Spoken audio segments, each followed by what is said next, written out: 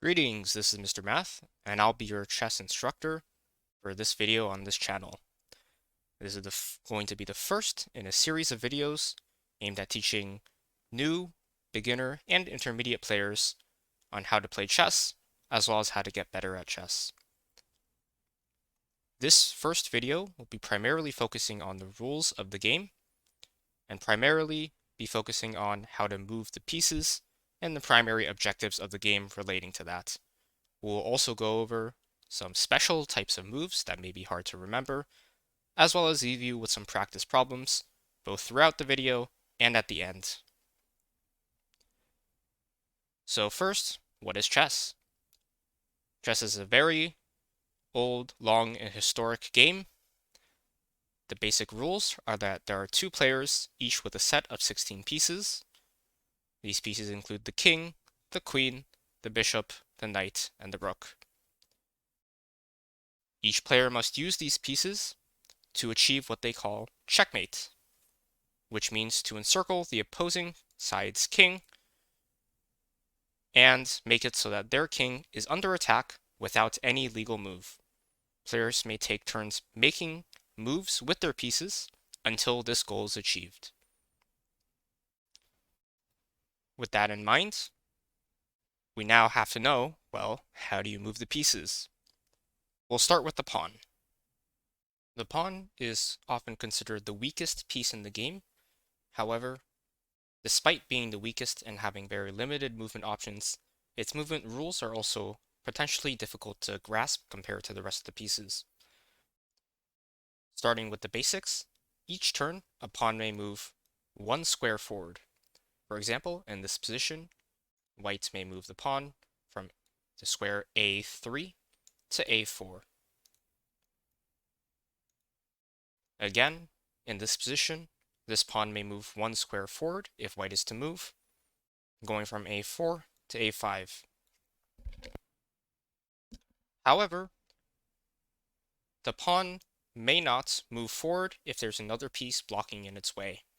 In this case, white's pawn cannot move from A5 to A6 because black's pawn is standing there already. However, as a general rule, pieces have methods of capturing other pieces. The pawn has a special case because it is the only piece which captures differently than it moves. The pawn captures diagonally one square forward and one square to either the right or to the left. In this case, the pawn on A5 may capture black's pawn on B6, as so. The pawn also has a special rule when it's starting from its initial square. All pawns for white start on the second row, all pawns for black start on the 7th row. Here, white's pawn on square C2 is starting on the starting square. As a result, in addition to its normal option in moving forward one square, as well as capturing a pawn, or any other piece for that matter, one square forward and one square to left or right, it also has the option to move two squares forward. So for example, in this position, white's pawn on C2 may move to C3 or to C4. Note that it cannot move to B3 or D3 unless there is an opposing pawn or other piece, such as, for example, a knight, in the way. In that case, it would be allowed to capture the knight, but it is not allowed to make this move without that knight there.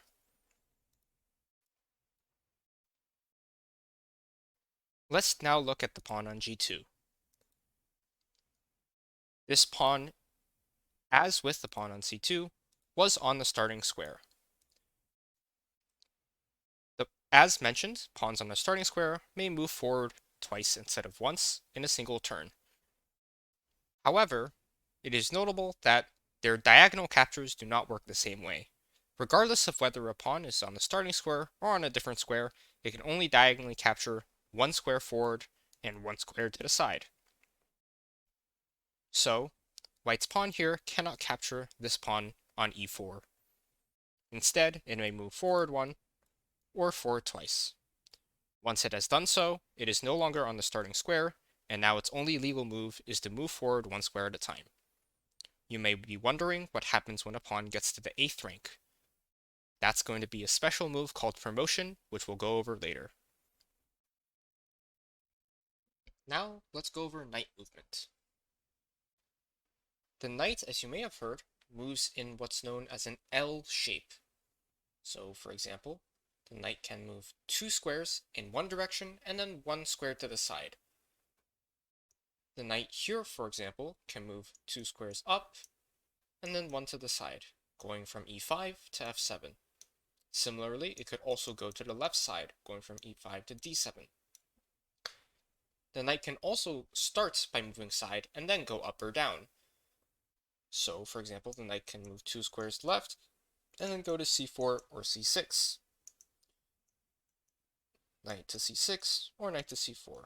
The knight can of course also start by moving backwards, so unlike the pawn, which had no backwards mobility options, the knight, as well as every other piece, can move backwards. So the knight can go 2 squares down and then 1 square to left or right, ending up on either d3 or f3. Note that the knight does not move linearly like other pieces do. We'll see that with the bishop, the rook, and the queen, they all move in some sort of line direction. As a result, those pieces can be blocked. However, because the knight's movement is not in a line, it is in an L shape instead, it cannot be blocked by pieces, neither by its own nor its opponent's. For example, if black has a row of pawns in front of the knight here, the knight can still jump to either d7 or f7. You may remember this as the knight being the only piece capable of looking like it can jump over other pieces while it moves. Next up is the bishop. The bishop can move linearly along any diagonal it is standing on. For example, in this position, the bishop may move any number of spaces along this diagonal. This would include the move bishop to h8, or bishop to f6, or to g7. So bishop to h8, or g7, or f6 would all be permissible. Similarly, like the knight, and like every piece except the pawn, the bishop has options to move backwards. So the bishop can move to f4, g3, or h2 as well. However, the bishop is our first example of a piece that moves in a straight line. As a result, it can be blocked by other pieces. For example, let's look at this diagonal. Although the bishop can move to d4, the pawn on c3 is obstructing the bishop's movement. The bishop cannot move to c3, b2, or a1 because it's blocked by its own pawn. For similar reasons, the bishop also cannot go to b8 as it is blocked by the pawn on c7. However, it can capture the pawn on c7, as, just like any other piece, again with the exception of the pawn, the bishop captures the same way it moves. So while the bishop can go to d6, it also can go to c7, it cannot go to b8 on this turn. Similarly to the bishop, the rook also moves in a straight line. This time, it's vertically or horizontally. For example, the rook can move to h4, g4, or f4. It could also move to e3, e2, or e1. However, like the bishop, because the rook moves in a straight line, it can be obstructed by other pieces. While white's rook can move to d4 or c4, it cannot move to a4, and it cannot move to b4. Again, similarly to the bishop, while this rook can capture the pawn on e7, it cannot capture the black rook on e8 because it is obstructed. The queen's movement options are that of a combined rook and bishop. For example, white's queen may move any number of squares along this diagonal to c6, b7, or a8. Similarly, it may also move to c5, b5, or a5 like a rook would. And again, similarly, it can also move to c4, b3, or a2 like a bishop would. The queen, as you can tell, is a powerful piece which can move in many different directions in a single move. However, it does have some limitations. Just like the rook and the bishop, its movement can be obstructed by pieces, both ally and enemy. While white's queen can go to f5 or e5, it cannot go to h5 because it is blocked by its own bishop. Similarly, although white's queen may capture on f7, it cannot go to g8. Again, white's queen is also blocked by the rook on f3 and cannot go to g2 or to h1. Although the queen in general is a combination of a rook and the bishop, it is not able to move like a knight would. So the queen here cannot go to the b6 square either. And finally, we'll go over king movement. Although the king is your most critical piece, as it is the piece that leads to victory or defeat ultimately, it is also going to be one of your slowest and weakest. Like the king can move in any direction. However, unlike the queen, it can move only in one square at a time. For example, white's king here may move to the f5 square or the f3 square. It can also capture in the same way, so white could take the pawn on e5 here. Going back, however, it is once again also obstructed by allied pieces, and so it cannot go to e3.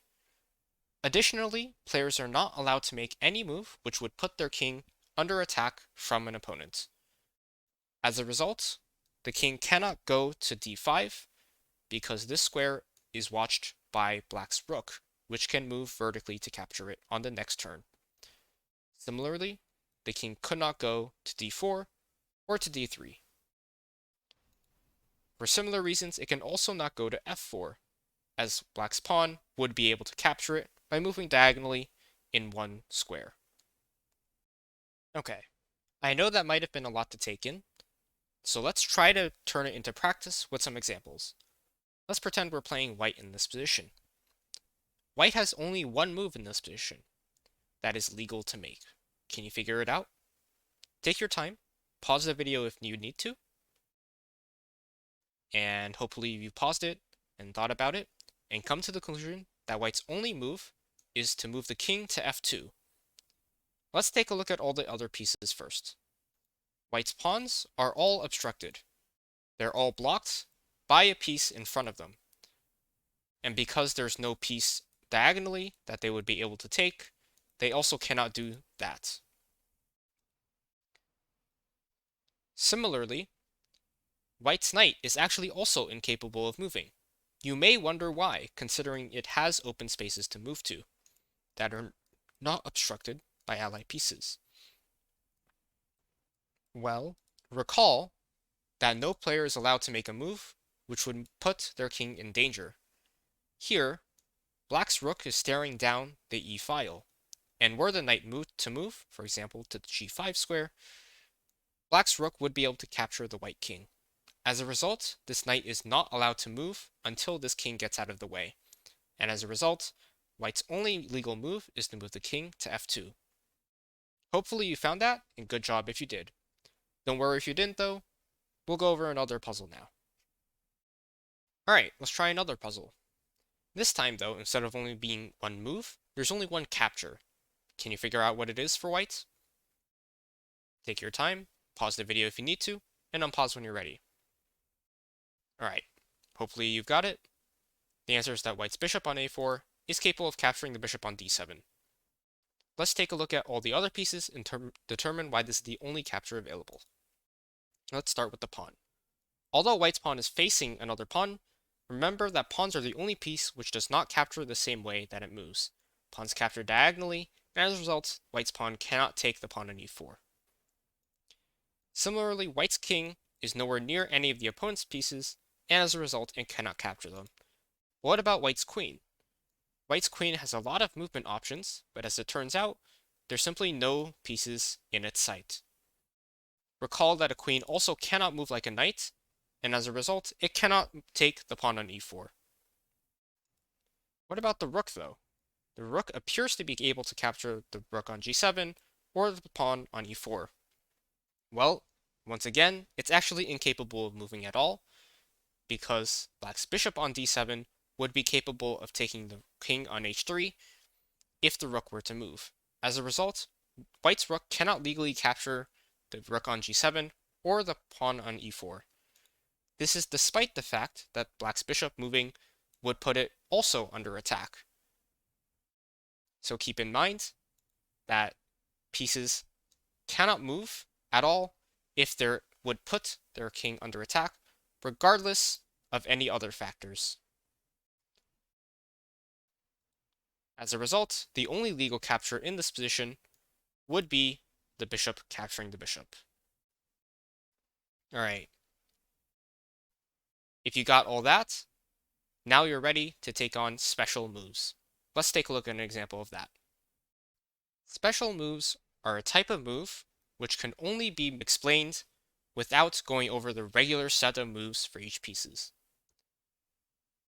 Let's start with pawn special moves. As you may recall, pawns move forward only. They are incapable of moving backward at all and must move forward straight to move or diagonally to capture. But then what happens when they get to the final rank of the board? Do they just become useless? Well, no. That's why we have a special move called promotion. Promotion means that whenever a pawn reaches the back rank, they are instantly capable of turning into any other piece besides the king. For example, if white moves their pawn from e7 to e8, they may now immediately turn their pawn into a queen, rook, bishop, or knight. Typically, the pawn will turn into a queen as it is the strongest piece. However, there are extremely rare circumstances in which turning into another type of piece may be beneficial. You may run into these problems when you go over intermediate situations. En passant is another special move that is available to the pawn, and it's French for in passing. It's a pretty fitting term, as we will shortly see. Here, white's pawn is on the 5th row. Black's pawn, as discussed earlier, is on the 7th row, which is the starting row for black's pawns. As a result, the pawn can move 2 squares instead of 1. Were it to move 1, white would be able to reply by capturing it with their pawn, since pawns captures diagonally and forward in 1 square.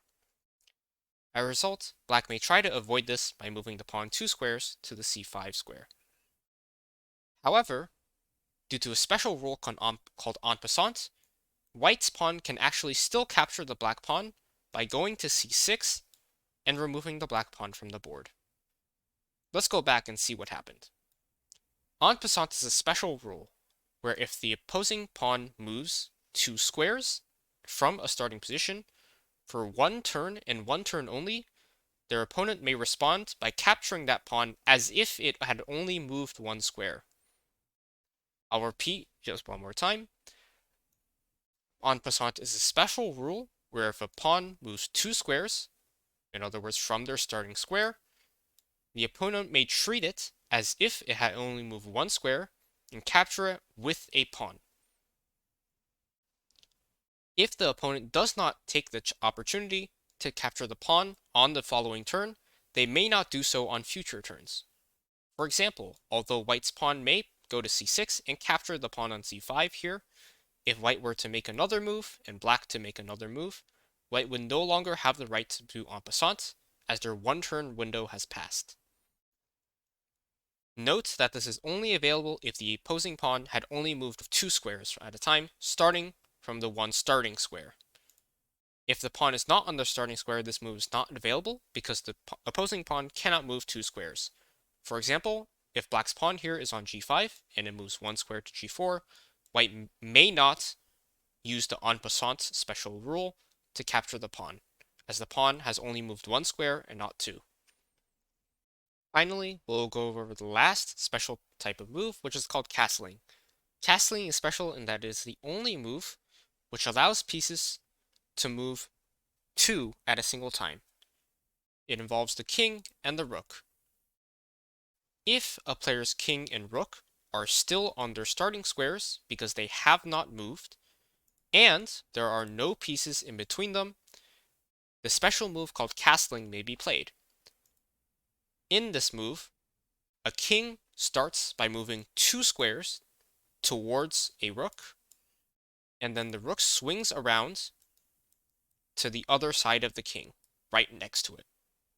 So to go over that again, the king moves 2 squares toward the rook, and the rook swings around to the other side just next to it.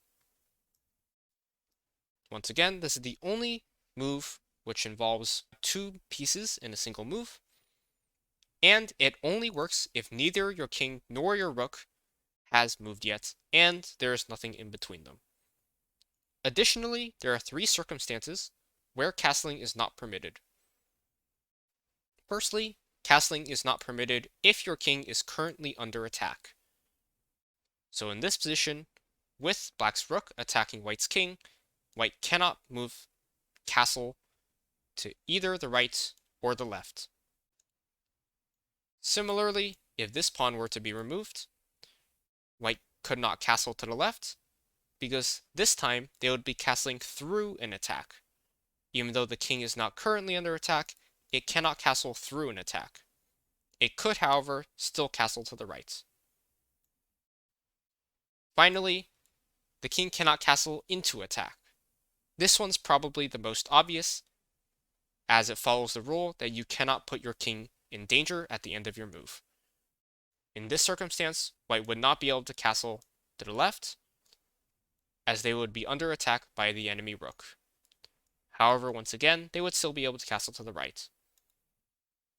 Because the queen starts and the king starts on a fixed side of the board, castling towards the side of the king is often called kingside castling, and castling towards the side of the queen, of course, once the queen is removed or has moved away, is called queenside castling. Alternatively, some players prefer to refer to it as short or long castling, depending on the number of squares between the king and the rook. To go over it one last time, the king moves 2 squares toward the rook, and the rook slides over around it. And here it is on the queen side or the long side. Here's our third puzzle. This puzzle will be focused on en passant. In this position, it could be either white's or black's move. Regardless of who's to play, either side has a move which would allow their pawn to be taken on the next turn by en passant. Can you figure out what those moves are? Pause the video if you need to, take your time, and unpause when you have the answer. Alright, hopefully you've got it. The 2 moves are, if it's white to move, pawn to c4, and if it's black to move, pawn to f5. Let's go over all the pawn moves in this position and see why they do or do not permit en passant. Firstly, white's pawn on b6. The pawn on b6 can go to b7 by moving forward 1 square or capture the pawn on c7. However, capturing the pawn c7 obviously does not permit en passant, and going to b7 also does not permit en passant because the pawn did not move 2 squares. Similarly, white's pawn on e5 also cannot do it. It can go to e6 and be captured regularly, but it cannot be en passanted. Of course, pawns can also not move backwards. White's pawn on h3 also has a similar issue. It cannot move 2 squares, and as a result, cannot be en passanted. Were it able to move to h5, it would be able to be, but pawns can only move 2 squares when they're on their starting square, so this is not possible. Now let's look at black's pawns. Black's pawn on c5 is capable of moving 2 squares. However, white's pawn is not on b5, it is on b6. It's not capable of treating the pawn as if it had only moved 1 square. As a result, white is not allowed to move the pawn to c7 and capture the black pawn as if it were en passant.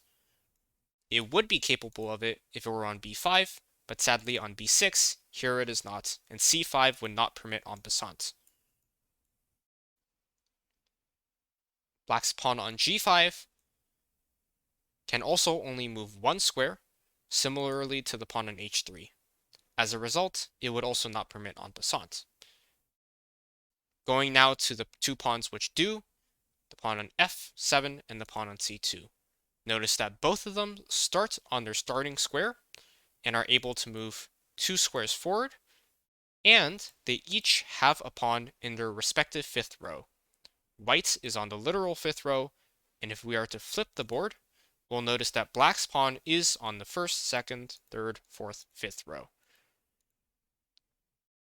As a result, when either one moves, for example, with c4, black can respond with d takes c3 en passant for only one turn, and if black were to play f5, white would be able to respond with e takes f6 en passant, again, only the turn after that those moves are made.